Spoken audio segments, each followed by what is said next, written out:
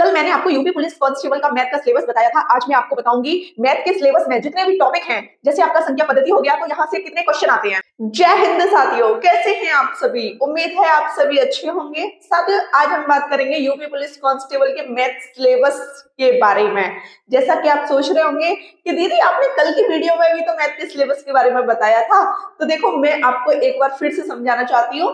कल की वीडियो में मैंने आपको मैथ के सिलेबस के बारे में बताया था। आज की वीडियो में मैं बताऊंगी कि मैथ के सिलेबस में जो भी आपके टॉपिक हैं वहां से कितने प्रश्न बनते हैं। जैसे संख्या पद्धति हो गया, तो संख्या पद्धति में यूपी पुलिस कांस्टेबल में एक प्रश्न आएगा या दो प्रश्न आएंगे या दो से अधिक आएंगे। ये सारे डाउट मैं आज की वीडियो में क्लियर करना चाहती हूँ। सबसे पहले मैं आपको बता देना चाहती हूँ, यूपी पुलिस कांस्टेबल में आपके 4 सब्जेक्ट आते हैं। 4 सब्जेक्ट आते हैं, हिंदी, मैथ, रीजनिंग, जीएस। अब बात करते हैं हिंदी, मैथ, रीजनिंग,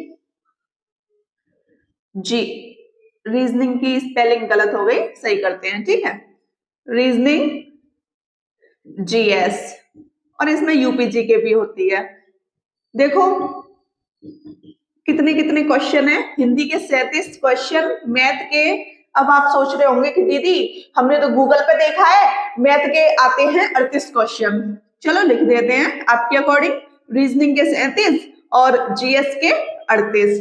देखो मैं आपको बता दूं, 41,520 वाली वैकेंसी जो आई थी और 49,568 वाली जो वैकेंसी आई थी, उसमें मैथ के 19 प्रश्न कहीं भी देखने को नहीं मिले, ठीक है, क्योंकि दोनों एग्जाम मैंने दिए हैं।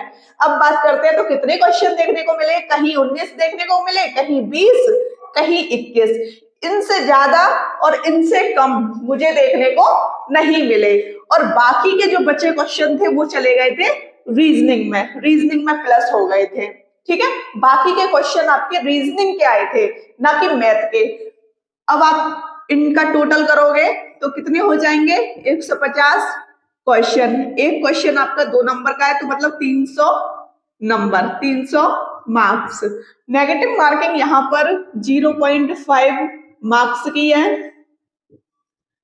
अगर आपने, चलो समझा दूं नेगेटिव, अगर आपने 2 क्वेश्चन सही किए, एक क्वेश्चन 2 नंबर का है, 2 दूनी 4, नेगेटिव आधे मार्क्स की है, नेगेटिव करो 1/2, मतलब कि 2 नंबर आपके कट जाएंगे। ये नेगेटिव है। अब आपको समझ आ गया होगा। अब बात करते हैं यूपी पुलिस कांस्टेबल में मैथ के सिलेबस को लेकर। सिलेबस कल बता चुकी थी, आज बताऊंगी कि किस टॉपिक से कितने क्वेश्चन बन जाते हैं। तो देखो, भिन्न भिन्न से आपका एक क्वेश्चन आ भी सकता है और नहीं भी आ सकता, लेकिन हमको पढ़ना है। एक डाउट आपके मन में उत्पन्न हो रहा होगा कि दीदी मैथ के जब 19, 20 या 21 क्वेश्चन आते हैं तो आपने 23 कैसे चैप्टर करा दिए? मैंने बोला ना कि भिन्न से क्वेश्चन पूछ भी सकता है, नहीं पूछ सकता।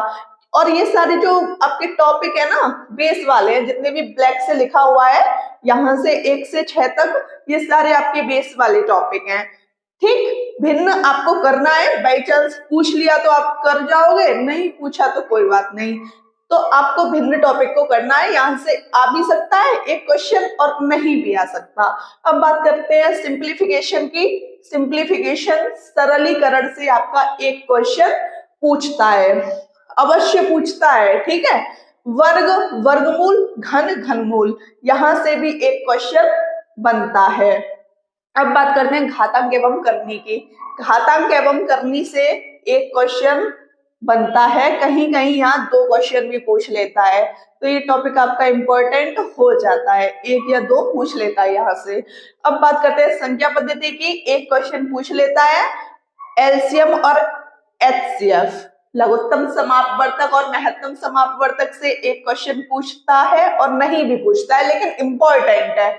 सॉरी, नहीं पूछता है, नहीं पूछता है, ठीक है, पूछता है, इंपॉर्टेंट है। ये आपके बेस टॉपिक हो गए। अब बात करते हैं अगले टॉपिक जो थोड़े मॉडरेट में आ जाते हैं। प्रतिशतता अवश्य पूछता है, करना है। मिश्रण से पूछता है, अनुपात समानुपात से एक प्रश्न पूछ लेता है, साझेदारी से पूछता भी और नहीं भी पूछता, ठीक है, लेकिन हमको करना है। पूछता भी है और नहीं भी पूछता। औसत औसत औसत से आपका एक प्रश्न बन जाता है, जैसा कि मैंने कल की वीडियो में भी बताया था आपको। आयु आपका रीजनिंग में भी आता है और मैथ में भी आता है। तो अगर मैथ में क्वेश्चन नहीं पूछेगा तो वो रीजनिंग में पूछेगा, ठीक है। तो आपको आयु करना है। अब बात करते हैं लाभ और हानि की। यहाँ से तो भाई 1 से 2 प्रश्न बन जाते हैं, लाभ हानि और बट्टा से। लाभ हानि और बट्टा से 1 से 2 प्रश्न आपके बन जाते हैं। समय एवं कार्य से 1 प्रश्न पूछता है, नल एवं टंकी से 1 प्रश्न पूछता है। ये फिक्स है, ये आपके फिक्स है। ऐसा नहीं है कि यहाँ से नहीं पूछे जाते। जो फिक्स है उनके आगे 1-1 लिख रही हूँ, और जो फिक्स नहीं है उनके आगे 0-1 लिख रही हूँ, ठीक है। यहाँ से पूछ भी सकता है और नहीं भी पूछ सकता।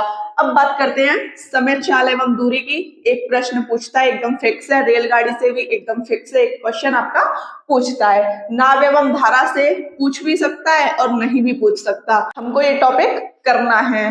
50% चांस इसके रहते हैं कि पूछ लेता है, 50% चांस रहते हैं कि नहीं पूछता, ठीक है।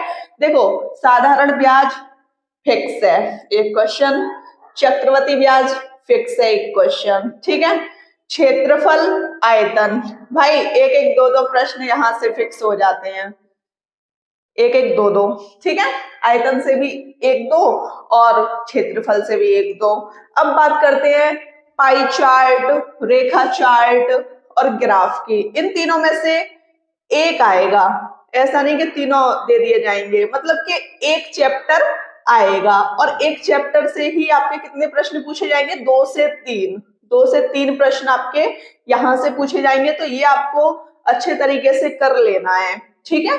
ये हो गया आपका मैथ का सिलेबस। सिलेबस के साथ साथ ऐसे टॉपिक जिनके बारे में हमने जान लिया कि कितने क्वेश्चन बन जाते हैं, कितने क्वेश्चन नहीं बन जाते। अगर आप मैथ स्टार्ट कर रहे हैं तो सबसे पहले आप उसका सिलेबस लिखिए। सिलेबस लिख रहे हैं आप, उसके सामने ये भी लिखिए कि यहाँ से कितने क्वेश्चन पूछे जा रहे हैं, कितने क्वेश्चन नहीं पूछे जा रहे हैं, जिससे अंदाजा हो जाएगा। और जो टॉपिक आपको आ रहे हैं उन पर आप ज्यादा ध्यान मत दीजिए, जो नहीं आ रहे उनको आप अच्छे तरीके से करने की कोशिश कीजिए, क्योंकि सिलेक्शन हमारा इसी वजह से रुकता है कि हम सिर्फ उतना ही पढ़ते रहते हैं जो हमको आता है, और जो हमको नहीं आता उस पर हम बिल्कुल भी ध्यान नहीं देते। आई होप कि आपको मेरी बात समझ आ रही होगी। बस आज की वीडियो में इतना ही कहना चाहूंगी। वीडियो अच्छी लगी हो तो चैनल को सब्सक्राइब कीजिएगा, लाइक कीजिएगा, शेयर कीजिएगा। जय हिंद साथियों।